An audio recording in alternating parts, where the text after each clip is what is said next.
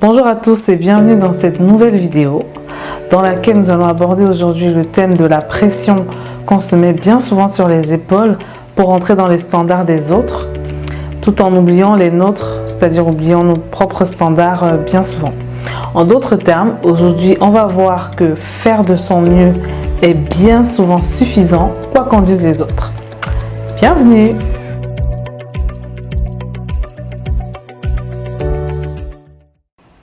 Je me présente, je m'appelle Gladys, je tiens un blog et j'ai un podcast As Gladys dans lequel je partage des astuces pour réussir à vivre en harmonie avec soi-même et donc par ricochet avec les autres. Pour me suivre sur les réseaux sociaux, tout va s'afficher au-dessus de ma tête. Je vous suggère d'aller faire un tour. N'oubliez pas de vous abonner à la chaîne, de partager, de liker et d'en parler autour de vous. C'est parti pour le sujet du jour. Après cette courte mais nécessaire séquence d'introduction et de présentation, entrons dans le vif du sujet. Bien souvent, l'entourage familial, amical et parfois professionnel cherche à nous faire rentrer dans des cases.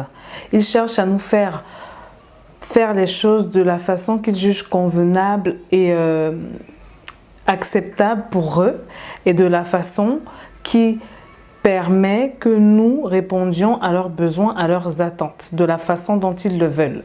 Bien souvent, on se retrouve désemparés, submergés, frustrés, perdus vis-à-vis de ces attentes qui viennent de nulle part et qui touchent tous les domaines de la vie. Et on ne sait plus quoi faire. Je vous donne des exemples comme ça. Par exemple, fais telles études, donc fais médecine, fais tel job, épouse telle personne, laisse tomber tel ami, te veut pas du bien, ne fais pas telle chose, etc. etc. Et c'est comme ça que parfois on en arrive à des situations vraiment délétères, comme par exemple des mariages de très courte durée parce que on a suivi forcément la volonté de la famille ou de son entourage ou de la bienséance. Ou encore, dans le cadre professionnel, on se retrouve à enchaîner des jobs qui nous mettent dans une dépression persistante et pernicieuse. Donc parfois aussi on a droit à des phrases comme tu n'aides pas assez, tu ne rends pas assez service, tu es trop égoïste, tu es dans ton monde, dans ta tour, tu veux que tout se passe comme tu veux, ce que tu fais pour nous n'est pas assez, tu n'es pas assez disponible comme ami, etc., etc. Donc on se retrouve totalement désemparé avec un gros poids sur les épaules et parfois on se sent victime d'injustice et d'incompréhension et ça peut vraiment pousser à de vraies situations de malaise. Donc vis-à-vis de tout ça, face à tout ça, que faire donc? C'est le but de cette vidéo. Que faire face à ces situations qui bien souvent peuvent pousser au mal-être? Comme vous le savez, sur cette chaîne, on cherche à être heureux, vous comme moi, et vous conviendrez que toutes ces situations que je viens de décrire, ces exemples que je viens de donner, ne font pas transparaître vraiment la notion de bonheur. Donc je voudrais attirer votre attention sur un point crucial. On ne peut pas donner à l'autre ce que l'on n'a pas. Et quand on s'entête à vouloir le faire, il arrive toujours un jour où fatalement on craque et tout explose. Vous devez bien sûr faire de votre mieux pour venir en aide ou satisfaire aux besoins des autres, et encore c'est pas une obligation, mais il faut surtout pas se mettre dans des situations où votre bien-être psychologique est mis à mal. Alors bien sûr certains me diront oui, mais on fait quoi de la famille? On fait quoi de son tissu social? On ne vit pas de façon isolée. Et je vous dirais que vous avez raison. Vous avez parfaitement raison. Mais je vous dirais aussi que pendant que vous tournez en rond et vous vous cassez la tête chez vous à essayer de satisfaire X ou Y, à trouver la meilleure solution, et ça bien souvent au détriment de comment vous vous sentez, de comment votre propre vie personnelle évolue, je peux vous garantir que la personne pour laquelle vous essayez de vous casser la tête est très bien dans son coin et elle vit sa vie. Donc parfois, il faut savoir faire un choix. Est-ce que je choisis un certain équilibre sans me couper du tissu social ou est-ce que je donne tout aux autres et ensuite je n'ai que mes yeux pour pleurer? En bref, tout ce que j'essaie de dire, c'est qu'il faut penser à soi sans pour autant verser dans l'égoïsme. Donc il faut bien trouver le juste milieu. C'est ça qui peut sembler un peu compliqué. Et c'est valable que ce soit pour les attentes des autres vis-à-vis de vous, mais aussi pour les attentes que vous avez vous-même envers vous-même. Il faut vous dire qu'en fait, vous n'êtes pas Superman. Vous faites ce que vous pouvez quand vous pouvez. Et vous dire que tout simplement, vous faites de votre mieux en fait. Et que chaque jour un peu plus vous faites de votre mieux et que cela est appréciable, doit être reconnu tant par vous que par les autres. Et donc si vous faites de votre mieux et que vous avez l'impression que ça ne marche pas aujourd'hui, bah dites-vous que demain ça marchera, ou alors qu'il faut peut-être envisager de changer la façon dont vous le faites. Il y a toujours une raison. Il ne faut pas se mettre une pression énorme sur les épaules, se fustiger, se traiter de tous les noms, parce qu'on a l'impression d'être le dernier des derniers et de devoir tout faire pour compenser cette défaillance-là qu'on a l'impression d'avoir vis-à-vis des autres.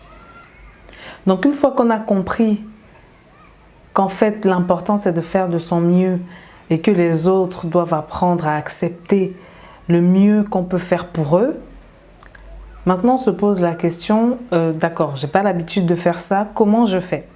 Donc là je vais vous donner quelques clés que moi j'utilise. Je vous invite à vous documenter, à m'envoyer vos questions si vous voulez pour que je développe un petit peu plus. Là je vais aller un petit peu rapidement pour éviter de faire une vidéo de 3 heures, ce que je peux facilement faire. Donc c'est parti, j'ai fait des bullet points, je vais lire de temps en temps, vous étonnez pas si je baisse la tête. Donc comment apprendre à faire de son mieux et à se soulager de toute la culpabilité qu'on fait peser sur nos frêles épaules?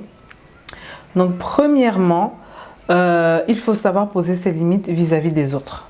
C'est cela qui permet en fait de savoir ce qu'on peut accepter, ce qu'on ne peut pas accepter et ce pourquoi on est prêt à supporter de la pression. Donc j'ai fait une vidéo, ma dernière vidéo c'était savoir poser ses limites. Je vous invite à aller regarder, je suis rentrée un petit peu plus dans les détails.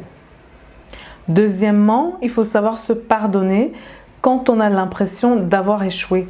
Ça évite en fait de se mettre une trop grande pression sur les épaules, encore une fois, et de savoir laisser aller les choses qu'on n'a pas réussi à faire comme on voulait et laisser venir les nouvelles choses à nous. Également, j'ai fait une vidéo sur le sujet, vous pouvez aller voir sur ma chaîne. Pareil, j'entre un petit peu plus dans les détails. Ensuite, il faut savoir définir ses objectifs. Il faut savoir qu'un objectif doit avant tout être atteignable pour éviter de nous mettre dans un état où on a l'impression d'être nul ou de jamais y arriver et de laisser tomber les autres. Par exemple, se placer l'objectif de devenir chirurgien alors qu'on s'évanouit à la vue du sang et qu'il n'y a rien à faire de ce côté-là, c'est un petit peu utopique. Pareillement, se placer l'objectif de subvenir aux besoins d'un groupe de 10 personnes alors que soi-même on n'arrive pas à manger, c'est un petit peu illusoire, voire irresponsable, parce qu'en fait ça peut nous pousser à faire des choses assez extrêmes pour pouvoir respecter notre engagement. Donc c'est important de savoir poser ses objectifs, les définir clairement et se sentir à l'aise avec ces objectifs-là, tout en sachant que ça arrive d'échouer, ce n'est pas grave, on recommence et que le plus important c'est de faire de son mieux. Chaque jour un peu plus. Il faut également savoir dire non, c'est très important et cela s'apprend. C'est vrai que dans notre éducation, dans plein d'éducations, notamment dans l'éducation africaine, on a du mal à savoir dire non parce qu'on nous fait peser sur les épaules beaucoup de principes qui sont très très positifs, attention, mais qui ont également leur revers négatif. Et justement le fait d'avoir beaucoup de mal à dire non à un aîné ou à un supérieur hiérarchique peut nous pousser à des situations de malaise vraiment extrêmes. Donc c'est important de savoir dire non, cela s'apprend, comment, quand, comment gérer le sentiment de culpabilité qui vient dans les premiers temps, etc. Tout cela, ça s'apprend. C'est pas des choses qu'on fait comme ça du jour au lendemain. Donc je peux comprendre que ça semble un petit peu, comment je vais dire non à ma mère, comment je vais dire non à ma soeur, comment je vais dire non à mon patron. Mais ça s'apprend en fait. On commence une fois, deux fois, trois fois sur des sujets anodins. Ensuite on monte en puissance et en importance sur les sujets et on se retrouve un beau jour à pouvoir dire non dès qu'on voit que ça ne convient pas, dès qu'on voit que ça dépasse les limites qu'on s'est posées. Parce que sachez bien que quand vous ne savez pas dire non, en face, les gens ils ont l'habitude que vous disiez tout le temps oui et ils n'ont aucun scrupule à piétiner vos limites. Après vous allez pleurnicher et tout, mais personne ne va vous écouter parce que vous n'aurez pas dit clairement en amont que non, moi ça c'est non. Donc c'est important, il faut apprendre à dire non. Également, il faut savoir se féliciter et reconnaître ses victoires en fait. Ça aussi c'est pas très facile, mais ça s'apprend. Il faut savoir reconnaître que dans telle situation j'ai fait de mon mieux, j'ai fait ce que je pouvais pas faire plus et en plus j'ai eu des résultats. Certes, c'est pas les résultats faramineux auquel je m'attendais ou auquel tel autre s'attendait, mais j'ai eu des résultats. Un petit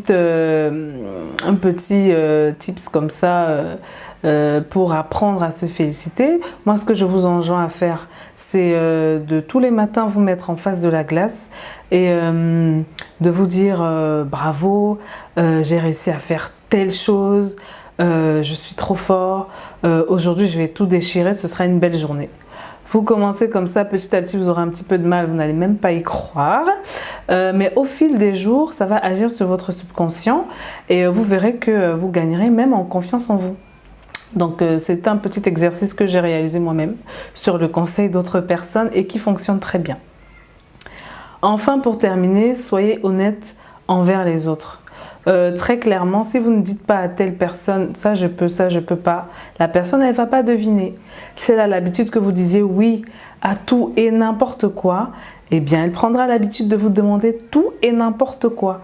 Et quand vous ne pourrez pas satisfaire ses attentes farfelues ou démesurées ou trop pour vos épaules, elle ne comprendra pas. Parce que d'habitude, vous le faites, vous y arrivez, vous ne vous plaignez pas, etc., etc. Donc, soyez honnête envers les autres. Dites-leur ce que vous pouvez faire et ce que vous ne pouvez pas faire. C'est important. Ils ne vont pas lire dans une boule de cristal ou lire dans vos pensées ou lire dans vos yeux que, en fait, si je lui demande d'abandonner sa journée de repos pour venir préparer chez moi parce que j'ai une réception, c'est sûr qu'il dira non. Non, si vous lui dites pas que aujourd'hui je me repose, je suis pas joignable, il vous demandera et il comprendra pas il ou elle ne comprendra pas que vous disiez non. Donc c'est important d'être honnête envers les autres et de leur dire ce qu'on peut faire pour eux et ce qu'on ne peut pas faire pour eux. Bien sûr, il faut être flexible. Je ne dis pas de dire non tout le temps, d'aller dans sa bulle et de s'enfermer dedans. Mais quand c'est nécessaire pour vous, soyez honnête et dites non. Donc voilà, c'est ce que je voulais partager avec vous aujourd'hui. J'espère que ça vous aidera. Le message à retenir, c'est vraiment que le plus important, c'est de faire de son mieux, c'est d'être honnête envers les autres et c'est de communiquer. C'est vraiment les choses importantes qu'il faut retenir de cette vidéo. S'il y avait un message principal à retenir, ce serait celui-là. Donc je vous remercie de m'avoir écouté. N'hésitez pas à vous abonner, liker, partager, en parler autour de vous. Ça m'aidera, ça me fera plaisir et puis je pense que ça peut aider d'autres personnes. Et je vous dis à la prochaine pour une prochaine vidéo et de prochaines astuces. Des bisous! Ah, et je reviens parce que j'ai oublié un petit détail quand même qui a son importance. Tout ce que je dis là, c'est pas de la magie en fait. C'est vraiment petit à petit, baby steps. Je commence aujourd'hui, je fais une petite quantité. Je continue demain, j'augmente la quantité. Après-demain, le jour d'après, etc., etc. Et vous verrez que jour après jour, le poids que vous aurez mis sur vos frêles épaules s'allégera vraiment beaucoup. Voilà, cette fois-ci, c'est vraiment terminé. Je vous dis à la prochaine. Des bisous, ciao!